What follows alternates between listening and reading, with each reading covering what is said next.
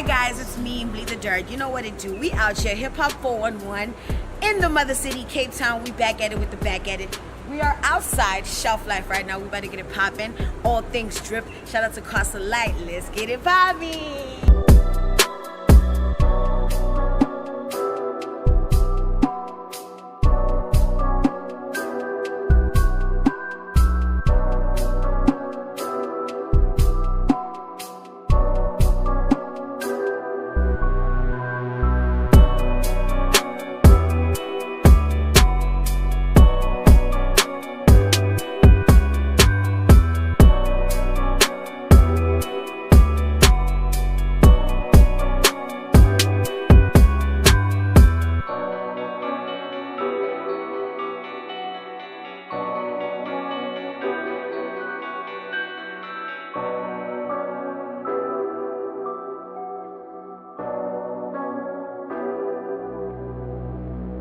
Okay, so basically I'm a sales assistant at ShelfLife, but I like to be in charge of the spray paint. Spray paint. Yeah, I like to manage the spray paint, the markers, all of the art supplies, street art supplies, as you may like to put it.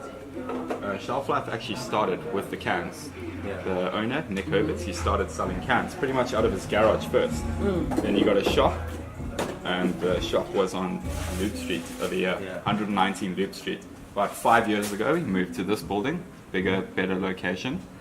And the sneakers pretty much blew up over 10 years ago, probably 12, 13 years ago. That's when the sneakers started blowing up.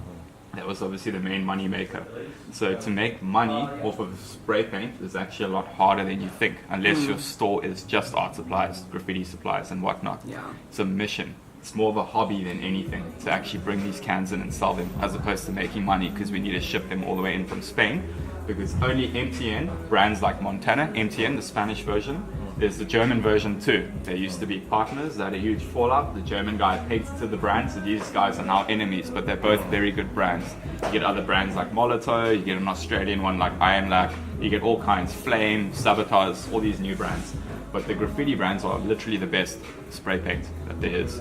And how much? Compared to hardware paint.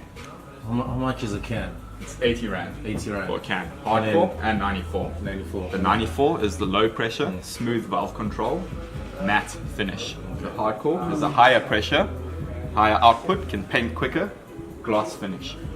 Yeah. And do you have those big ones?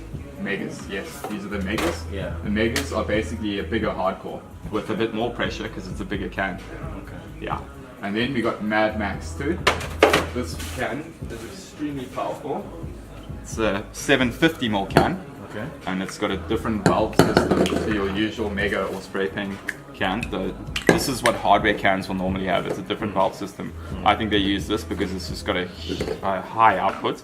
So this kind of valve probably can't handle that as much, because you can check it's going to shoot out super wide. Okay. About that wide actually, but calligraphy style too. So if you spray to the side, it's actually pretty thin. But if you stand a meter or two back from the wall, you can get a massive stroke. Okay. Yeah. And then how's the scene in Cape Town, like the graffiti scene? Graffiti scene in Cape Town is quite small, quite quiet at the moment. There is one good indicator though that it is growing and coming back, and that's when you know chrome sells out. This chrome is the ideal bombing pack. This is an ultra wide chrome. Yeah. That's a normal chrome over here. Very ideal for bombing. It's a little bit more economical because it tends to go a little bit further than your usual mega. Being a metallic color, it has like a dust sort of mixture added into the formula to change the pigment to make it chrome, and it sucks up less on face brick walls like this actually, as opposed to these colors. These will suck up more. So you can fill about like 5 slats top to bottom, fibercrete slats. And this will probably fill clean, probably only 3. Yeah. So yeah, it's just ideal to use chrome. Quicker, and it stands out quick. When the sun's on it, chrome blasts like a mirror. Okay. And then who's the hottest graffiti artist besides, Mac 1, Falco, I suppose it depends what kind of graffiti artist you're talking about now. Is it an artist, or is it a vandal or a bomber? Murals. Not a bomber. Okay, not a bomber. Yeah. Okay, so that would be, the usual. Mac 1, Falco, all those guys. It's some good up-and-comers though. Yeah. New guy from Durban's moved here. He's pretty good too. Rozay. There's a lot of guys doing graph jobs at the moment too. That's flourishing quite well in Cape Town at the moment. The guy David Banks, he's doing quite well at the moment. Also, a lot of youngsters too. The guy at Bushy, he's doing quite well also. Yeah, it's definitely blowing up quite a bit, I would say. And who's your biggest customer? Biggest customer? That's really hard to say. Yeah. That's actually really hard to say. Just trying to think now. There's a new guy at the moment, Richard Scott. He's been buying a lot of cans at the moment. Like a lot. He's been doing some cool work. But that's like quite recent, you know. There's a lot of guys at Falco and that one. Obviously, they buy a lot too. It's guys from Joburg get. Yeah, we get a lot of online orders too. Okay. Yeah, So big orders. That's where most of the big orders will be. Boxes and boxes worth. Okay. Yeah, but it's hard to just point out one person pinpoint, at everyone. There's a lot of guys that get about the same amount, more or less. And then where to from here in terms of graffiti and shelf life? You know, what do you guys want to achieve in terms of Just to help the scene keep growing, expanding bigger and bigger and bigger. Always to be providing the spray paint, making people happy, making the walls happy, making Cape Town itself happy. Okay. How's the hip hop culture like in Cape Town? In Cape Town, Yeah. I would say it's a lot different to Joburg. I'm not sure you guys are from here. The Yeah. bubble culture is Yeah. big here. People like their Speed Turfs, their Penny Ones, their Air Maxes, their Jordans. Whereas Yeah. Joburg, it's a bit more extravagant. Yeah. Kind of. Okay. Yeah, the taste.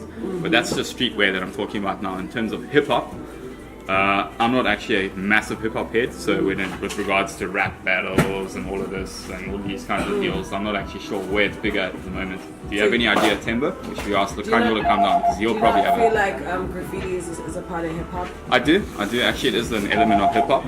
Although graffiti was actually started before hip hop was actually a thing.